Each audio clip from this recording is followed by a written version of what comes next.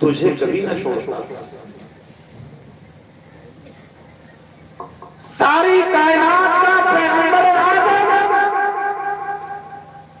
جسے اللہ نے ساری کائنات کی بادشاہت عطا فرمائی، یہی مکہ المکرمہ ہے.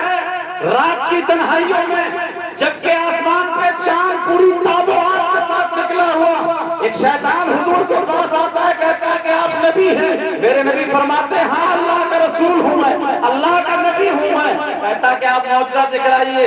میرے نبی نے فرمایا کیا چاہتا ہے؟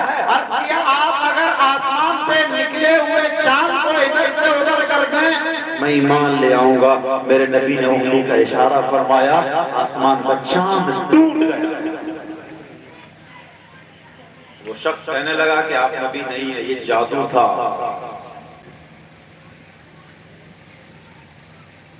یہی مکے کی زمین، وہی نمرود فرعون صفت بدبخت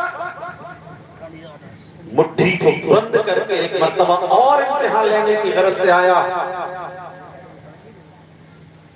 بتاؤ میری مٹھی میں کیا ہے، اگر نبی ہوگے تو بتا دو گے. میرے نبی نے فرمایا میں بتاؤں کہ تیری مٹھی میں کیا ہے؟ تیری مٹھی میں جو چیز ہے وہ خود بتا دے کہ میں کیا ہوں. کہنے لگا اب تو اور زیادہ مشکل کرتی. میرے نبی علیہ السلام سے کہنے لگا ٹھیک ہے میری مٹھی میں جو چیزیں ہیں وہی بتا دیں. ارشاد فرمایا آقا دو عالم صلی اللہ علیہ وسلم نے اپنی انگلی کا اشارہ اس کی مٹھی کی طرف کیا تو مٹھی سے آواز آنے لگی اشہد ان لا الہ الا اللہ واشہد ان محمدا عبدہ ورسولہ. میں گواہی دیتے ہوں کہ اللہ کے سوا کوئی عبادت کے لائق نہیں، اور یا رسول اللہ میں گواہی دیتے ہوں کہ سب سے بہتر آپ ہیں، آپ اللہ کے رسول ہیں، اللہ کے بندے ہیں. رسول اللہ صلی اللہ علیہ وآلہ وسلم کتنے معجزے مکہ المکرمہ کی سرزمین پہ دکھائے، اس کے باوجود اسلامی بھائیو حضور نے مکہ چھوڑ دیا. اے میرے شہر، میری قوم اگر مجھے مجبور نہ کرتی تو میں اپنی موت بھی، اپنی آخری دم بھی اسی شہر میں، اپنے دن کے آخری ایام بھی اسی شہر میں گزارتا. اللہ کی جو مرضی. اے میرے شہر میں تجھے چھوڑ رہا ہوں، تجھے ودا کر رہا ہوں. حضور علیہ السلام اسلامی بھائیوں ڈبڈبائی ہوئی آنکھوں سے جب پلٹے ہیں واپس مدینہ المنورہ کی طرف، دل کے اندر یہ تصور، دل کے اندر یہ عزم لے کے جا رہے ہیں مدینے جا رہا ہوں، مدینے جا رہا ہوں، مدینے جا رہا ہوں. اب میں وہاں رہ کے اپنے دین کی تبلیغ کروں گا. اور اللہ کی مرضی بھی یہی تھی کہ میرے محبوب مکے میں آپ 13 سال کی عمر نبوت گزاریں گے.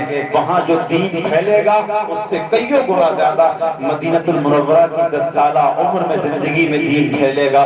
حضور نے مکہ المکرمہ سے ہجرت کی ہے اور اسلامی بھائیوں مدینہ المنورہ میں تشریف لے آئے ہیں. ادھر میرے نبی نے اپنے دین کی تبلیغ کرنا شروع کی ہے. اب میرے بھائیوں میں جو آپ کو بات بتانا چاہتا ہوں، اللہ نے اپنے نبی کو کس کام کے لیے بھیجا اور کس انداز سے میرے نبی نے وہ کام انجام دیا ہے. حضور مکہ المکرمہ سے ہجرت کر چکے ہیں، مدینے میں جاگزی ہو چکے ہیں، مدینے میں قیام پذیر ہو چکے ہیں. نبی میرے پاک صاحب الاولاد صلی اللہ علیہ وسلم مدینہ المنورہ میں رہنے لگے ہیں. ایک چرواہا ہے پہاڑ کی چوٹیوں پر اپنی بھیڑوں کے ساتھ چرواہی کر رہا ہے.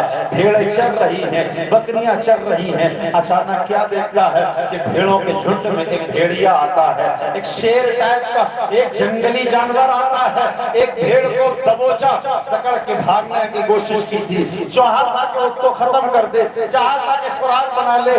کہ اس چرواہے نے اپنا ڈنڈا سوارا، ڈنڈا سوارنے کے بعد تیز دوڑایا اور دوڑانے کے بعد اس بھیڑیے سے اپنی بھیڑ چھڑا لی. اللہ اکبر. جب بھیڑ سے اپنی بھیڑ کو چھڑا لیا، بھیڑیے سے جب بھیڑ کو چھڑا لیا، وہ بھیڑیا جا کر کے ایک ایسی اونچی جگہ پہ بیٹھ کے رونے لگ گیا. پہلے تو بہت دیر تک روتا رہا، روتا رہا، روتا رہا. اچانک اللہ نے اس سے ایک ایسے کرشمہ عطا فرمایا کہ وہ بھیڑیا عربی بولنے لگا.